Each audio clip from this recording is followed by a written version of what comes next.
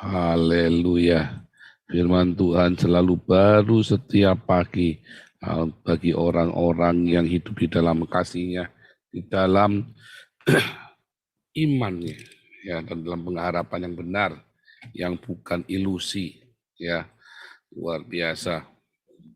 Saya mau ulangin lagi, ya, yang ayat 14, hiduplah sebagai anak-anak yang taat, dan jangan turuti hawa nafsu yang menguasai kamu pada waktu kebodohanmu. Tapi hendaklah kamu menjadi kudus dalam seluruh hidupmu, sama seperti Dia yang kudus yang telah memanggil kamu, sebab ada tertulis, kuduslah kamu sebab aku kudus. Kudus itu, ya, apa bedanya suci dengan kudus? Suci itu, ya, ini.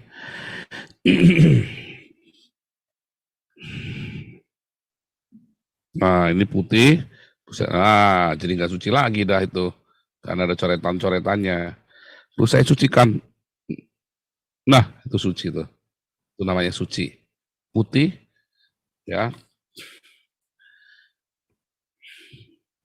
bersih, itu namanya suci. Kalau namanya kudus, itu namanya dikhususkan. Ya, misalnya ini baju ini kudus ini, ya, tidak boleh dipinjam ini bajunya warna hitam-hitam ini. Anak saya pun tidak boleh pakai, misalnya begitu ya. Saya dikuduskan. Misalnya saya punya baju yang white collar itu ya, itu khusus itu untuk kalau ada perayaan saya diundang untuk khotbah di perayaan. Nah itu khusus yang white collar, namanya dikuduskan, spesial. Bukan sekedar spesial, tapi saya buat sedemikian rupa supaya itu menjadi tidak umum. Bukan sekedar spesial, tetapi dikuduskan juga. Ada upaya-upaya untuk membuatnya menjadi spesial sehingga bukan hanya tampil berbeda, ya, bukan hanya berbeda dengan yang lainnya, tetapi kadang-kadang sama, tapi itu memang dikuduskan. Ya, saya dedikasikan. Nah, ada mengandung kata mendedikasikan dalam sebuah integritas, kredibilitas dan kapabilitas. Itulah kudus yang hidup yang kudus. Ya, hidup yang didedikasikan di dalam integritas, dalam kredibilitas, di dalam kapabilitas. Ya, wah bahasanya susah amat ya. Kredibilitas itu apa? Kualitasnya dia, kemampuannya dia, artinya kredibilitasnya dia, kemampuannya dia, kapasitasnya hidupnya kita yang dapat menampung segala sesuatu. Nah, integritas hidup yang penuh dengan komitmen, ya kan? Jadi kalau saya mau menyimpulkan, ada kata suci dengan kata kudus, ya. Kata suci pure, ya. Ini dari kata kados. Dalam kata suci yang pure ini adalah lawan katanya adalah najis. Kalau kados, ya, holy.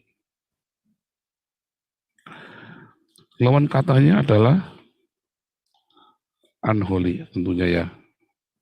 Tidak kudus, tidak spesial. Di dalam kata ini, dalam kata yang namanya suci ini, putih bersih.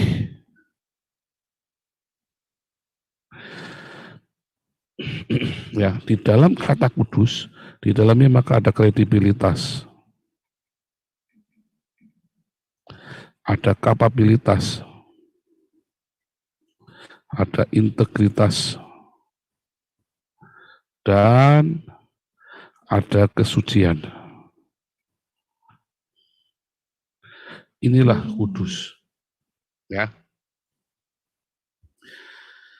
Orang-orang yang berpikir dalam kefanaan, ya, orang-orang yang berpikir di dalam kefanaan, berpikirnya dia hanya mengejar benar salah, orangnya berpikirnya hanya mengejar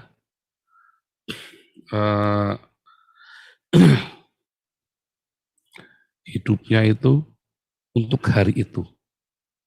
Ya, oke hari itu saya lolos dari masalah. Orang-orang ini, ya kalau Anda pernah masuk dalam masalah besar, kalau ada orang tenggelam, apa yang paling diinginkan? Ya keluar dari air. Kalau ada orang utangnya banyak, apa yang paling diinginkan? Ya bayar utang, bisa selesai utangnya. Atau yang punya piutang mati, gitu aja kan.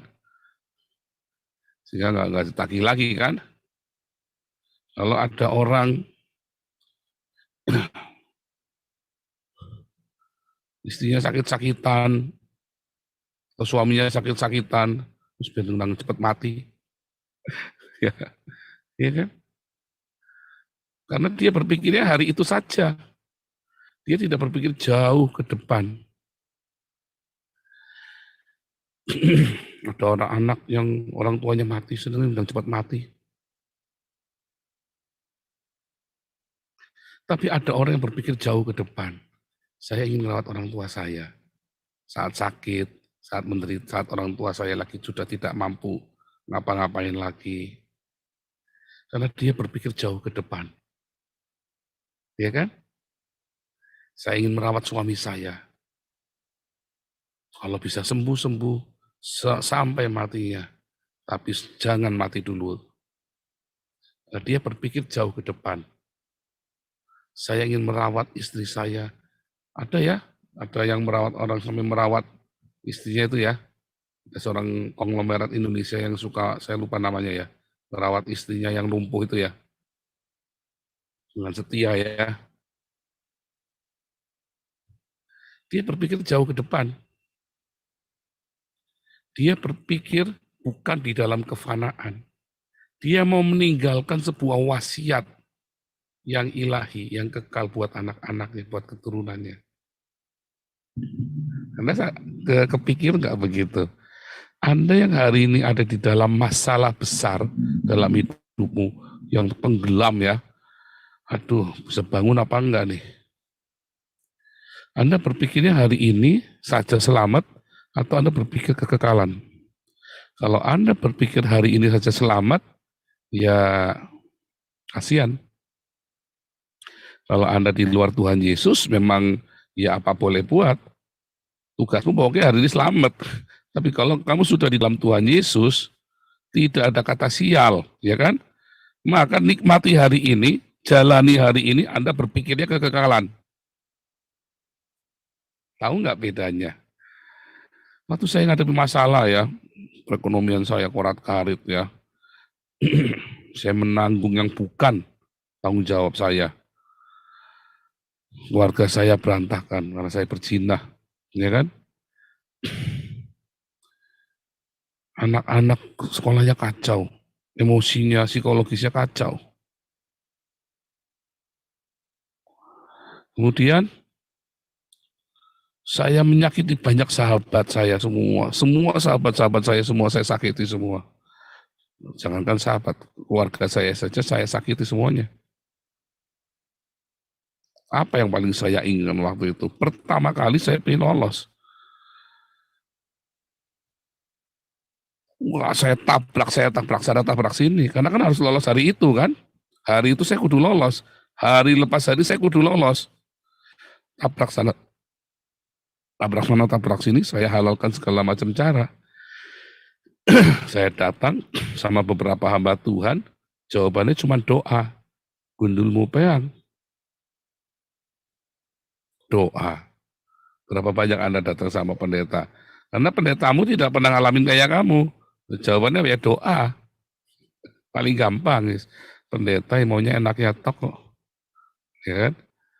Pendeta double tok kan. Cuma doa, sudah Pak. Ya sudah nanti saya doakan buat kamu. Ya gampang. Kalau ada orang datang sama saya nanti saya doakan. Dia pergi, Tuhan tolong orang itu. Terus saya sudah doakan kan. Mau nggak pendeta itu puasa sama kamu? Ada ya. Pendoa sahabatnya Batra itu ya. Bu Aning itu ya. Sama Mak Eli itu. Dua orang ini berdoa. Yuk puasa ya, tenang ya. Saya ikut puasa sama kamu ya, tak temani puasa. Ditemani puasa saudara, edan saudara. Ini dua orang ini pendoa saya ini benar-benar pendoa beneran. Saya temani kamu puasa ya. Kamu puasa jam berapa? 24 jam akan sekali tak temani. Supaya kamu tahu ada yang satu beban dengan kamu. Kalau saudara punya anugerah seperti itu, ya itu memang berat ya saudara. Kalau karuniamu itu memang berat, saya tahu. Tapi ada orang yang punya karunia seperti itu ya. Orang-orang ini besar upahnya di surga menurut saya ya. Bukan masalahnya dia, tapi mau puasa bareng nemenin. Saya emang nggak mau saudara. Apalagi udah tak temani puasa, tiba-tiba dia nggak puasa. Wah saya jengkel saudara. Puasa ya, iya Pak ikut puasa ya Pak. Ya puasa, lagu saya puasa. Hehehehe. Soalnya tadi diajak sama mami pergi ke sana, gaplok. Makanya saya nggak pernah mau lagi ya. Masalah-masalahmu kok. Ada orang yang komitmen, ada. Tapi satu dari sekian. Kalau saya kalau bilang puasa, puasa tak komitmen saudara. Kedua orang ini mau puasa buat saya karena mereka tahu Tuhan mau pakai saya. Diniatin sama dia jadinya ya. Diniatin bener. Terus dia bilang, saya itu cuma mau supaya kamu diselamatkan, kamu kembali kepada tracknya kamu, karena Tuhan mau lakukan pekerjaan besar melalui hidupnya kamu. Kalau enggak saya enggak mau, siapa sudi puasa bareng kamu. Paling enggak kalau kamu nuai jiwa-jiwa, saya ikut investasi buat kamu. Itu perkataannya mereka ke saya ya, dua-duanya ngomongnya begitu ke saya, sama begitu, dua-duanya sama persis. Karena Tuhan mau pakai kamu. Kalau enggak ngapain saya ikut puasa bareng kamu, Paul? Siapa yang mau?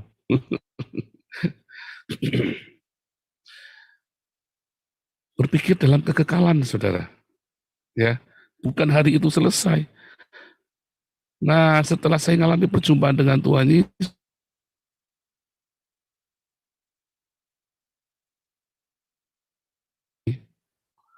saya tidak berpikir hari itu selesai. Jalanin, wah sakit digubrak-gubrak, drop dog, saudara, drop dog. Kalau saudara tahu rasanya drop dog, kita masalah, ya, mau di PHK misalnya kan, atau Anda punya masalah dengan kantor, atau ada hutang, atau masalah apa saja ya, kalau sampai kepepet nggak ada jalan keluarnya, drop dog. Lalu harus bagaimana dong? Ya nggak apa-apa, berpikir dalam kekekalan. Ya, jangan takut, jangan takut.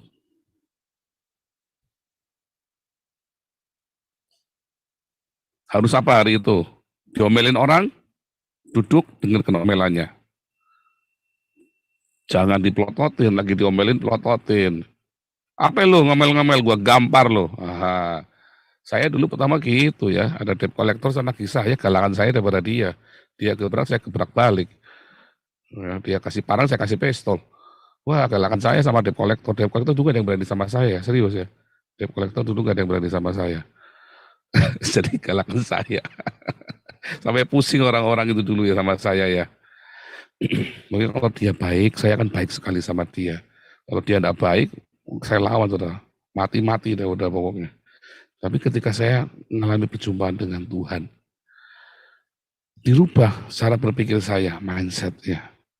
Sebenarnya kan nggak perlu ketemu Tuhan kan, berubah mindset kan. Cuman ada rasa comfort di sini. Ya. Kemudian saya ngerti apa yang harus saya lakukan hari itu. Gubrak, wah 1 bulan saudara, wah ngatasinya itu gimana nih, nahan diri supaya jangan marah, habis disamperin saya nahan diri, ya, di rumah saya ngamuk-ngamuk, yang dia ngamuk ya anak, sama anak-anak kasihan ya. Makanya ya jangan hianati istri dan anakmu, nanti kalau kamu sudah lepas dari masalah lalu kamu selingkuh, udah ngajar, kamu lagi puyeng yang nanggung istrimu di rumah, digubrak-gubrak, kamu buat sasaran kemarahanmu, begitu kamu sudah jaya ditinggal. Makanya orang tidak bisa ajak saya untuk selingkuh ya. Berapa kali digoda apa segala macam. Mau cantik kayak apa enggak urusan. Karena kasihan ya. Jangan lagi saya susah. Saya menahan supaya saya takut sama Tuhan. Anak saya marah-marahin, anak-anak saya marah-marahin begitu rupa. Ini saya enggak tega ya. Enggak tega. Nah, 1 bulan. Bulan kedua ya sudah bisa ngatasin. Bulan ketiga 1 tahun, masalahnya yang hilang. Penuh dengan kasih karunia. Orang datang dengan lemah lembut. Ya, malah bahkan yang datang dengan pengampunan. Bawa surat pengampunan ya, surat penghapusan dosa, surat penghapusan hutang.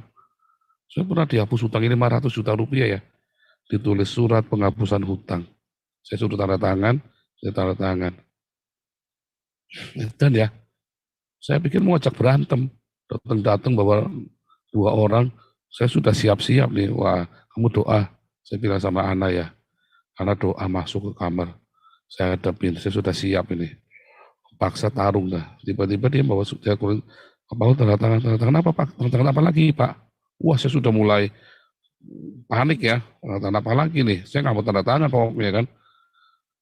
Penghapusan hutang. Ya, dengan senang hati tuh ya. Nggak ada syaratnya lagi. Ketika saya merendah, justru itu terjadi keajaiban-keajaiban, saudara. Ya, saya nggak pakai bohong, saya tampil apa adanya, semua. Wah, nggak ada yang saya tutup-tutupin. Justru orang malah respect ya. Wah, Tuhan baik. Itu Anda jangan coba-coba tanpa kasih karunia. Nggak bisa. Nanti di kelas apostolik saya ceritakan detailnya ya. Tanpa kasih karunia Anda nggak bisa. Tetapi di dalam setahun itu, saya memikirkannya di dalam kekekalan, bukan kefanaan. Kalau kefana itu kan hari itu beres. Kalau kekal, saya tidak mau melewati masalah ini begitu saja tanpa saya mengerti apa harus bagaimana dan saya mau cerita apa sama anak saya. Apa yang harus saya katakan sama anak saya?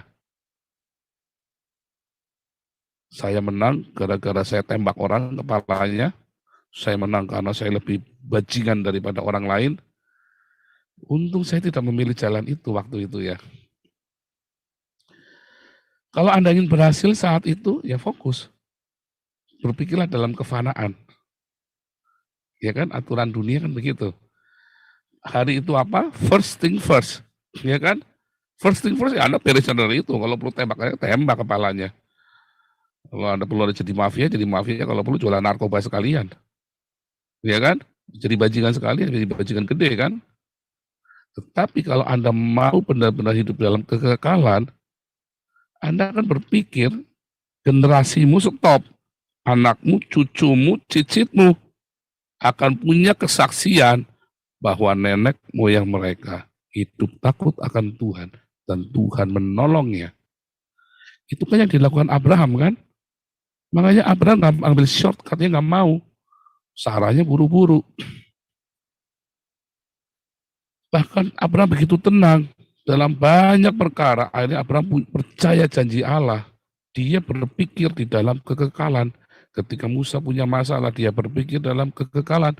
Ketika Daud punya masalah, dia berpikir dalam kekekalan. Paling gampang untuk menutupi perceraiannya dia, begitu kondangan sama Nabi Nathannya dibunuh kan? Ingat ceritanya siapa? Herodes sama Yohanes Pembaptis kan? Kamu tidak halal tuh ngambil Herodias, istri sepupumu. Langsung penjara, dipenggal, kepalanya potong. Karena Herodes kan sudah proselit jadi orang Yahudi. Wah, bisa dirajam pakai batu tuh. Bisa dirajam pakai batu.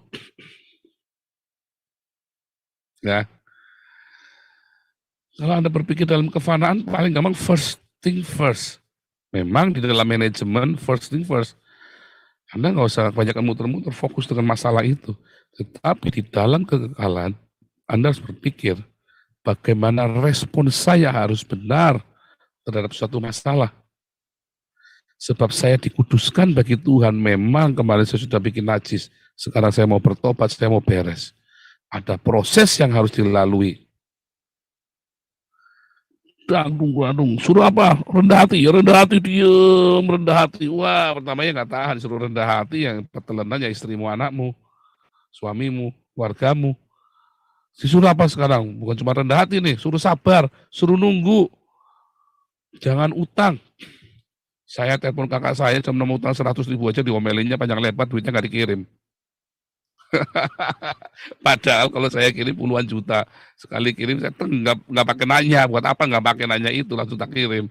Giliran saya mau, bukan, masalahnya saya sudah nyakitin dia, sudah pernah jebak dia, bohongin dia. Makanya 100.000 pun ditanya buat apa? Kan begitu kan.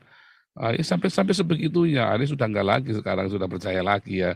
Setelah saya ini, wah yang paling seneng kakak saya ini yang nomor 2 ini ya, yang paling seneng ketika saya jadi mengembala, jadi pendeta lagi, dia yang paling seneng. Dia takut saya hilang. Ya, dia takut saya hilang. Yang paling seneng dia ketika saya bertobat. Setiap hari dia monitor ya, YouTube-nya dia selalu monitor. Kalau saya ada salah ngomong, dia langsung WhatsApp, yang ini salah, lain kali enggak boleh ngomong begini. Teliti sekali orangnya. Harus apa? Sabar, sabar. Tunggu sampai last minute lewat. Nggak terjadi yang kamu inginkan, ya sudah lost. Jangan takut. Ingat, Tuhan bekerja dalam segala sesuatu untuk mendatangkan kebaikan. Masalahnya kan Anda nggak percaya kan? Kalau sampai hari itu, waduh, deadline, anaknya nggak bisa bayar sekolah, jadi nggak bisa ikut ujian.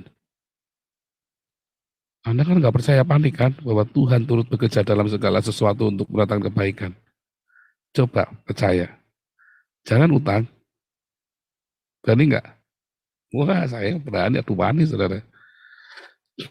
Aduani. Titik darah penghabisan. Mepet. Udah lewat ya lewat. Ketiga, suruh apa lagi misalnya, tadi suruh rendah hati, suruh sabar, disuruh bersuka cita walaupun difitnah coba. Wah, itu dia. Pak Gindo gitu, suruh sukacita bagus, nggak tak lempar pakai gobang. Ya kan Pak? Bagus nggak dilempar pakai gobang, disuruh fitnah. Suruh sukacita lagi. Pertama ya susah, dua. Apa? Jadi apa PR-mu hari itu sama Tuhan apa? Setiap hari Anda melewati sebuah kekekalan yang harus Anda buat bangun. Kalau Anda gagal ya bablas, rugi. Jangan sampai hari itu Anda melewatkannya dengan sia-sia. Bangunlah kekekalan setiap hari. Jangan dilewatkan ya. Entah itu kesabaran, entah kerendahan hati. Polanya selalu sebuah roh. Kasih, sukacita, damai sejahtera, kebaikan, kemurahan, kesabaran. Seterusnya ya, penguasaan diri. Itu patokannya. Apa? Catanya dari 9 buah roh, itu sepele. Yang 9 buah roh ini. Catat hari itu apa. Ya kan? Ya kan? Nah, sepele kan? Itulah membangun kekekalan. Apa yang mau kamu bangun hari ini? Pagi ini kita bangun sama-sama. Apa sih hari ini? Karena itu untuk masa-masa ke depan. Ada orang ya yang membangun untuk masa yang panjang. Misalnya Soekarno, dia sabar, ya kan? Ketika dia dikhianati oleh Soeharto, kudeta, bisa nggak dia tempur? Bisa, perang saudara. Bubar nggak Indonesia? Bubar. Tapi dia kan nggak mau ngalah untuk masa yang lebih panjang. Saya nggak bilang kekal, karena bisa saja Indonesia tahun depan bubar. Kita nggak ngerti kan kapan bubarnya. Tapi jangan lebih panjang untuk sesuatu yang dia punya pengharapan. Makanya Soekarno nggak ngelawan kan? Harusnya bisa ngelawan.